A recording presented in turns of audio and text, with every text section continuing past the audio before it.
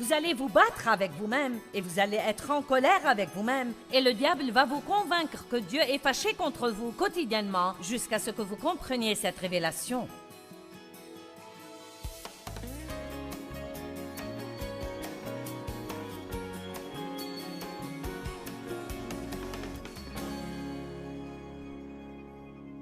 Vivre sans frustration. Père, nous te remercions pour la parole ce soir et je prie que chaque cœur ait vraiment une meilleure révélation de combien la grâce est merveilleuse. Nous avons parlé de la grâce tellement longtemps que nous avons oublié à quel point elle est merveilleuse. Nous avons tendance parfois à faire ça dans l'atmosphère de nos églises et nous parlons de choses et nous en parlons tellement que nous oublions leur vraie valeur. Quel chant extraordinaire! On chante au moment des offrandes sur la grâce. On va le chanter encore une fois ce week-end, mais nous devons faire attention aux paroles. La grâce est extraordinaire. Et laissez-moi vous montrer combien c'est absolument merveilleux.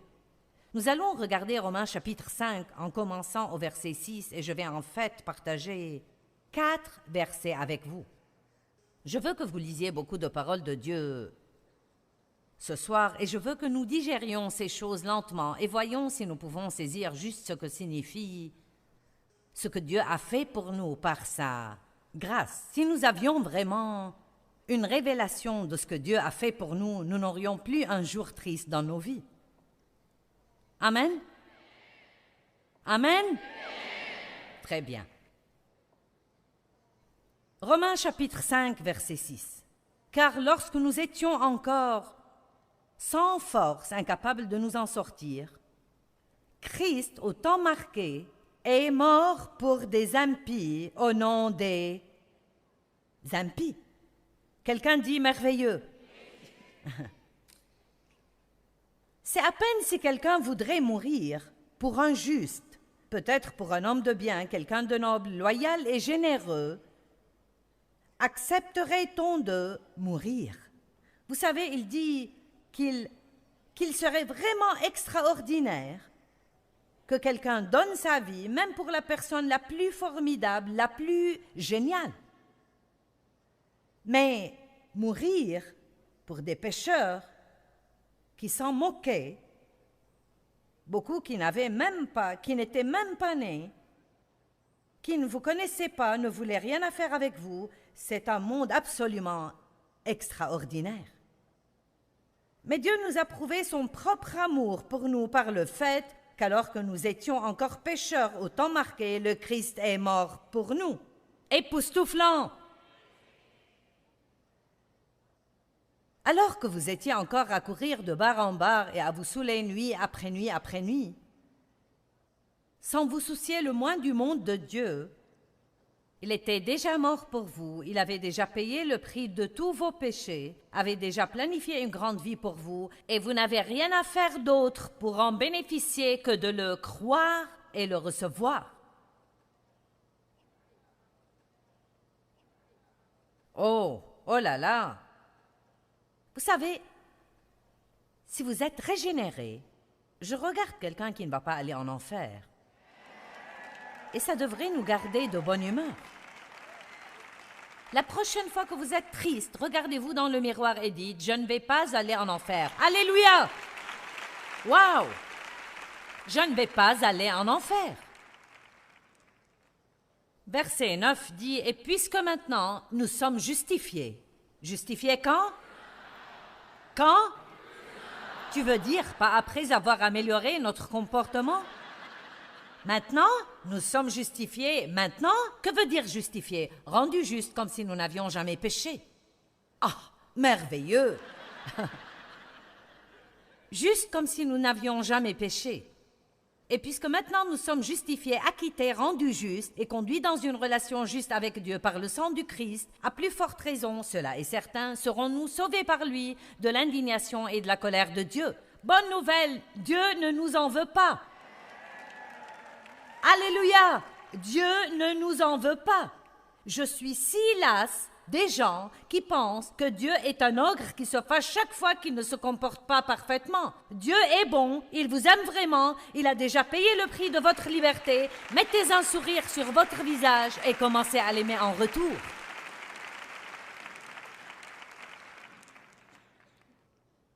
Car alors que nous étions encore ennemis, nous avons été réconciliés avec Dieu par la mort de son Fils. Écoutez cette partie.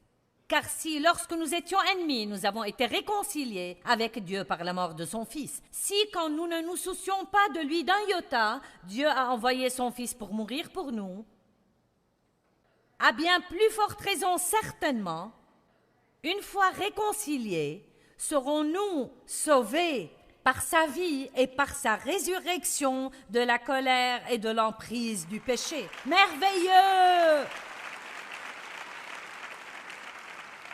Donc, vous savez quoi? Dieu ne nous a pas sauvés comme s'il nous envoyait au foot et disait « Allez marquer un but ». De la même manière, nous sommes sauvés gratuitement. Tous ces gens qui reçoivent le Christ ce soir, des centaines et des centaines debout pour recevoir le Christ, ils n'ont rien fait. Ils disent juste « Oui, je veux cela. » Oui, je le prends. Ou cadeau gratuit, oui. Je le veux.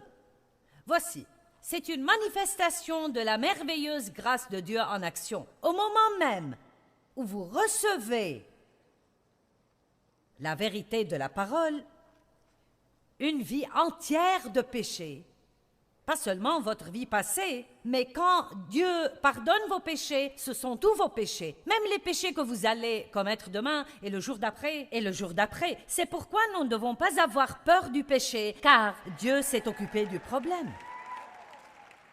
Oh, attention, ne parle pas comme ça aux gens. Je veux dire, s'ils n'ont pas peur du péché, il se peut qu'ils aillent pécher volontairement. Eh bien, pas vraiment. Pas si vous êtes vraiment né de nouveau et vous avez vraiment cette relation avec Dieu. Il y a une nouvelle nature à l'intérieur de vous maintenant. Vous pouvez toujours faire des choses mauvaises, mais écoutez, vous ne pouvez pas les faire et être à l'aise. Vous ne pouvez pas les faire et être à l'aise parce que maintenant vous avez quelque chose d'autre, une nouvelle loi qui travaille à l'intérieur de vous. Et plus nous nourrissons ce nouvel esprit, plus nous donnons la bonne sorte de parole à ce nouvel esprit, plus fort il devient, plus fort il devient, plus fort il devient, plus fort il devient. Et cette vieille chair qui essaye de prendre le contrôle sur nous n'a pas une seule chance. Si, alors que nous étions ennemis de la croix, certains d'entre vous êtes en but à de terribles questions dans vos vies. Mauvais caractère, amertume, absence de pardon, habitude, addiction, toutes sortes de choses. Et le diable vous fait croire que Dieu est fâché contre vous et met ce grand fossé entre vous et Dieu. Mais la vérité, c'est que Dieu est amour. Ce n'est pas quelque chose qu'il fait le lundi et pas le mardi. Ce n'est pas quelque chose qu'il fait quand nous sommes bons et puis qu'il arrête de faire quand nous sommes mauvais. Dieu nous aime tout le temps. Il nous a aimés à tel point qu'il a envoyé son Fils unique, Jésus-Christ, pour mourir pour nous. Donc, combien plus, maintenant que nous sommes rachetés, combien plus pouvons-nous être délivrés de la domination du péché? Le péché ne peut plus avoir une domination sur vous parce que le péché n'est plus votre maître. Vous avez un nouveau maître et plus vous savez cela, moins vous allez pécher. Bonne nouvelle. Car vous êtes sauvés par la foi, Éphésiens 2, 8 et 9, veut vous enseigner comment vivre. Car par la grâce, vous êtes sauvés par la foi. Lisons-les dans la Bible amplifiée. C'est par la grâce donnée gratuitement que vous êtes sauvés, délivrés du jugement et cohéritiers du salut de Christ. Et cela vient de votre foi. Par la grâce et par la foi. Par la grâce et par la foi. La foi n'achète pas le salut, elle reçoit le salut. La foi est essentiellement la main qui se tend et reçoit le cadeau gratuit de Dieu. OK? C'est pourquoi il n'était pas difficile de recevoir le salut ce soir, parce que nous vous avons parlé d'un cadeau gratuit et vous avez dit « je le veux ». Et peut-être quelqu'un s'est retenu et a dit « eh bien, je ne le mérite pas, je vais m'amender d'abord. » Vous essayez d'acheter un cadeau gratuit, mais vous ne pouvez pas l'acheter. Ce n'est pas possible d'acheter un cadeau gratuit. C'est assez insultant pour votre chair parce que la chair veut gagner et mériter. elle veut mériter. J'ai cette relation formidable avec Dieu parce que je ceci et je cela et cela encore. Non, alors que nous étions encore pécheurs, il est mort pour nous. Vous avez été sauvés gratuitement et rendus co-héritiers du salut de Dieu. Remettons ces versets, s'il vous plaît. Rendu co-héritier du salut de Christ par votre foi, et ce salut ne vient pas de vous, ce n'est pas votre propre œuvre, il ne vient pas de vos propres efforts, mais c'est le don de Dieu. Verset 9. Cela ne vient pas des œuvres, ce n'est pas l'accomplissement des exigences de la loi, afin que personne ne puisse s'en glorifier ou en tirer fierté, ce n'est pas le résultat de ce que quiconque pourrait réaliser. Voilà, c'est comme ça que nous sommes sauvés. Et pour être honnête avec vous, la plupart des gens n'ont pas de problème avec ça.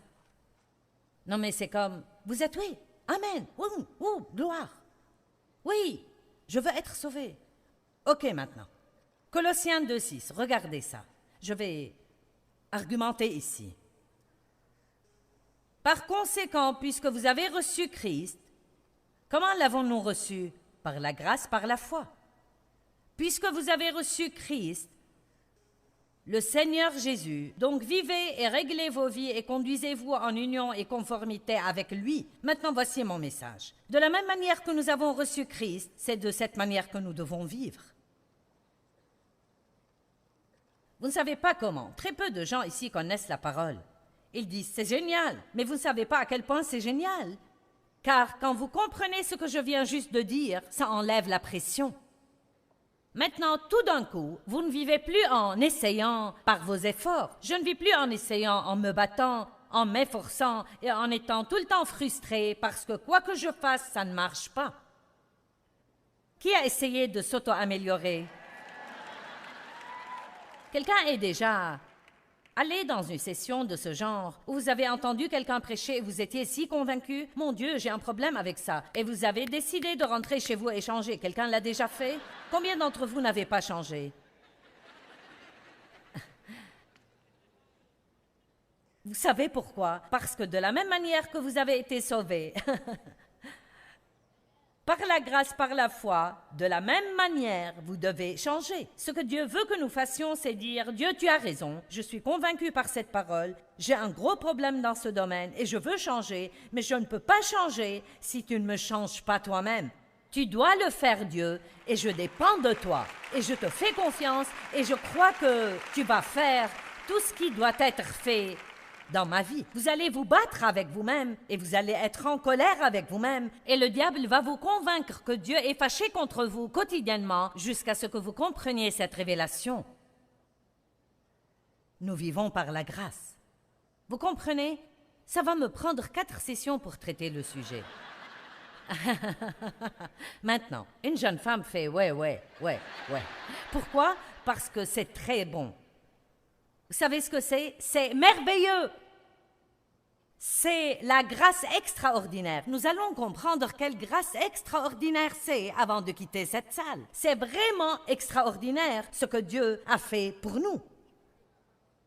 Et quand Jésus est monté aux cieux pour s'asseoir à la droite du Père, il a envoyé le Saint-Esprit pour le représenter, pour être à sa place et pour vivre maintenant en chaque croyant dans le Seigneur Jésus-Christ. Il n'est pas juste avec, il est en nous et il va faire en nous ce qui a besoin d'être fait si nous arrêtons juste d'essayer de le faire par nous-mêmes. Laissez Dieu travailler. Dieu peut faire en vous, en 5 minutes, plus que vous en 25 ans de tentative. Parce que tout ce dont on a besoin, c'est une révélation. Nous avons eu assez d'informations. Nous avons besoin d'une révélation. Je veux dire, nous sommes noyés d'informations en Amérique. Nous avons besoin de révélations sur la parole de Dieu. Amen. Et je crois qu'alors que la parole est prêchée ce week-end, elle est porteuse d'une onction qui va ouvrir les yeux aveugles. Et je parle maintenant des yeux aveugles spirituels. Et il ouvre des yeux aveugles physiques, mais aussi les yeux aveugles spirituels et les oreilles sourdes spirituelles. Et peut-être que vous l'avez déjà entendu un millier de fois combien elle est douce, cette grâce. Mais je pense que chaque fois que vous venez, ce week-end ou ce soir, ou le nombre de fois que vous venez, vous allez dire « extraordinaire ». La grâce est si douce et incroyablement extraordinaire.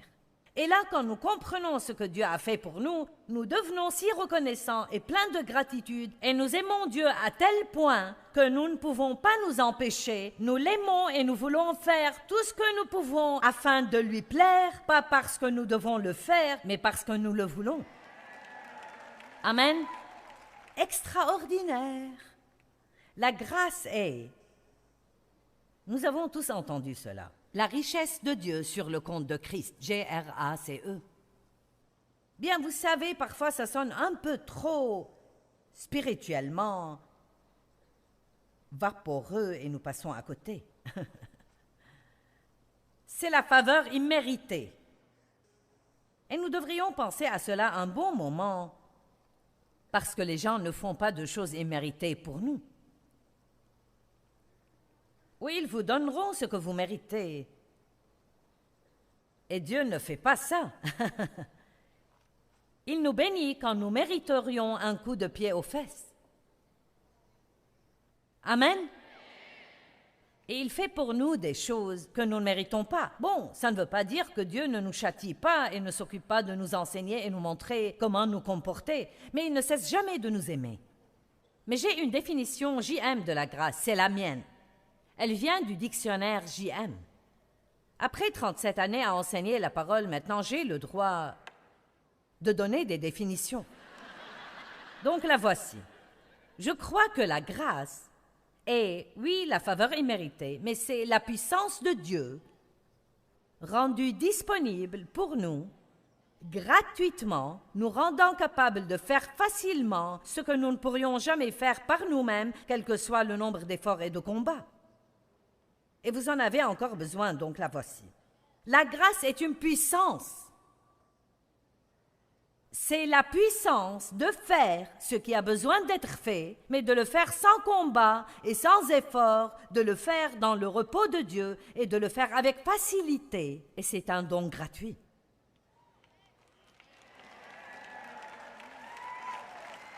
Vous en avez toujours besoin? Nous allons...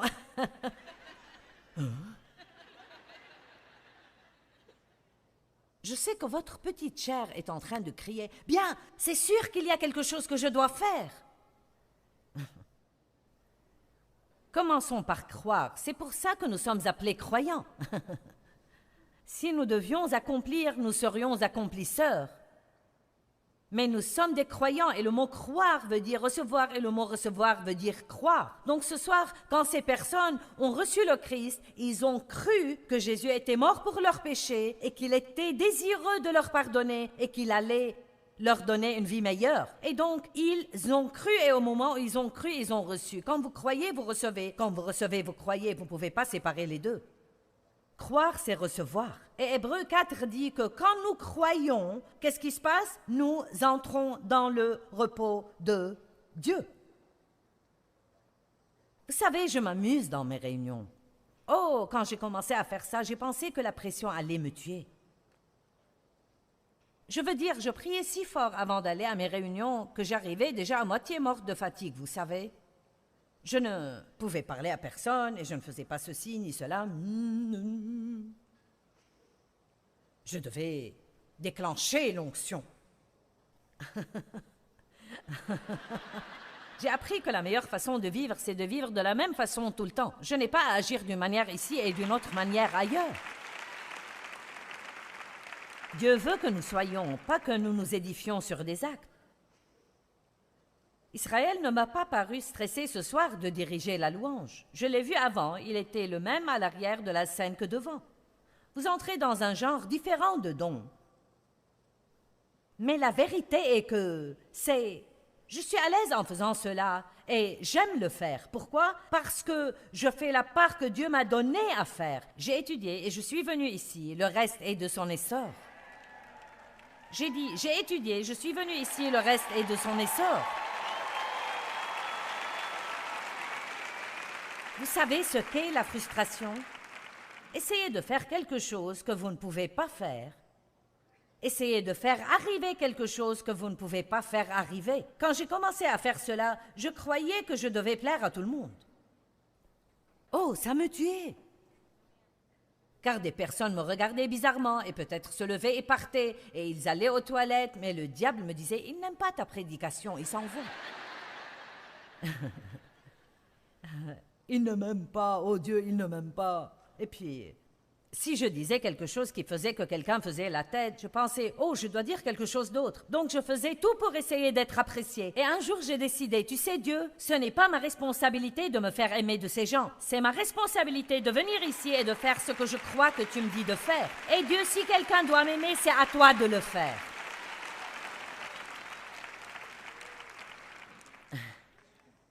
Je montais ici et criais sur les gens. Oui, vous savez, comment quelqu'un pouvait-il m'aimer si Dieu ne les faisait pas m'aimer? Et cependant, vous continuez de venir et de venir et de venir et de venir et de venir. Vous savez, vous n'avez pas à sortir chaque jour avec la crainte des hommes tout autour de vous, d'être contrôlé et manipulé par les caprices d'autres personnes, jouant sur votre peur que quelqu'un ne vous aime pas. Vous pouvez dire le matin, Dieu, si quelqu'un doit m'apprécier aujourd'hui, c'est à toi de les faire m'aimer. Et s'il ne m'aime pas, Dieu, c'est ton problème.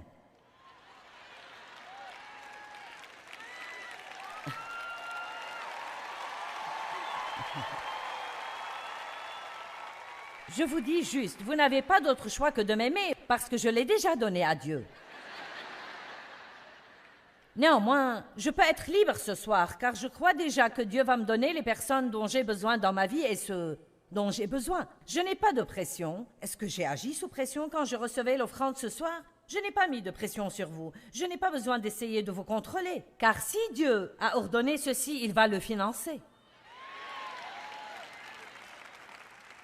Je n'ai pas besoin de jouer de petits jeux pour avoir votre argent. Vous pouvez donner ou non, et donner avec un sourire sur votre visage parce que vous croyez que vous semez dans la bonne terre qui porte de bons fruits et vous voulez y prendre part. Amen. Dieu va payer pour ce qu'il commande. S'il veut que je le fasse, il va pourvoir au salaire. Il le fait forcément car les factures sont payées, donc par conséquent, il n'y a pas de combat. Je travaille dur, mais ce que je fais n'est pas vraiment dur.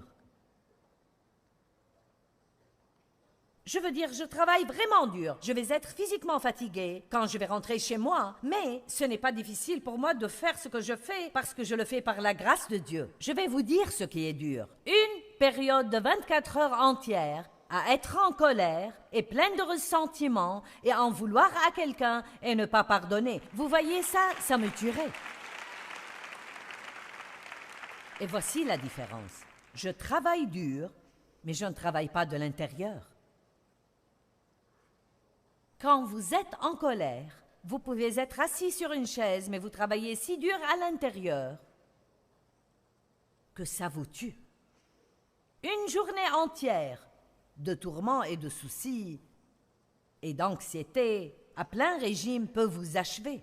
Je préfère faire 3 de ces conférences à la suite, 4 sessions chacune, que de passer un seul jour, je veux dire rempli de fureur contre quelqu'un. Croyez-moi, ça me flingue vraiment. Je ne peux pas le gérer. Donc, si seulement nous pouvons apprendre comment recevoir la grâce de Dieu et laisser Dieu faire les choses à travers nous, je peux tout faire par Christ qui me fortifie. Ce n'est pas juste un petit verset que nous citons, mais vous le pouvez vraiment. Quoi que Dieu veuille que vous fassiez, vous êtes capable de le faire par la grâce de Dieu. Vous dites, ben alors, pourquoi je suis si frustrée? Nous allons y arriver. Vous savez, j'ai une lampe ici. Eh bien,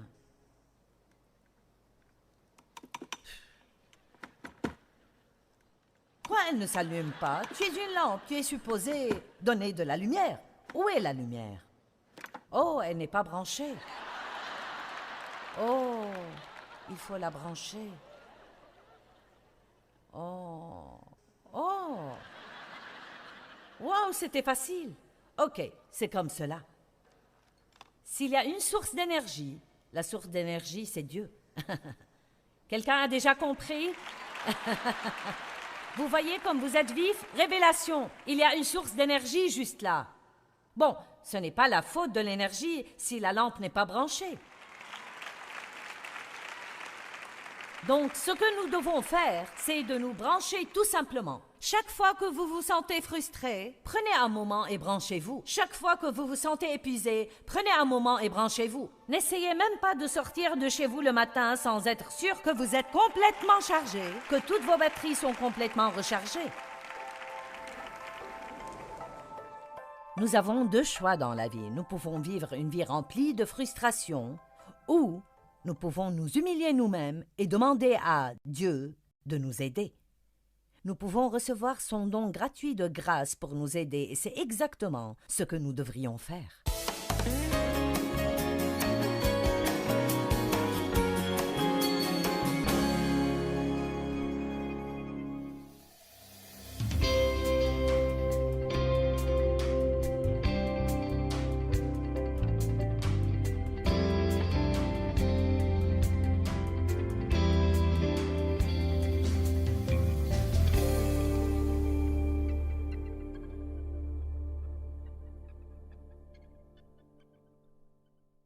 Thôi mong chờ vậy sao bật khóc trong ngu ngơ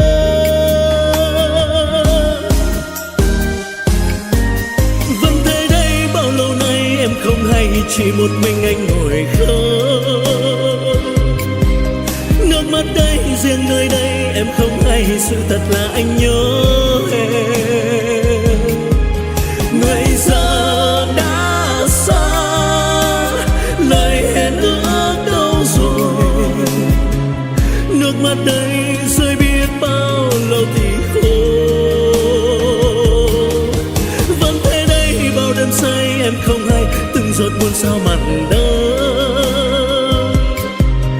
nhưng lúc ấy anh loay hoay trong cơn say lại nhầm rằng em ở đây người giờ đổi thay tình mình vẫn đong đầy thế mới biết anh vẫn yêu em vì sao tìm quên chốn xưa ngày ta quen.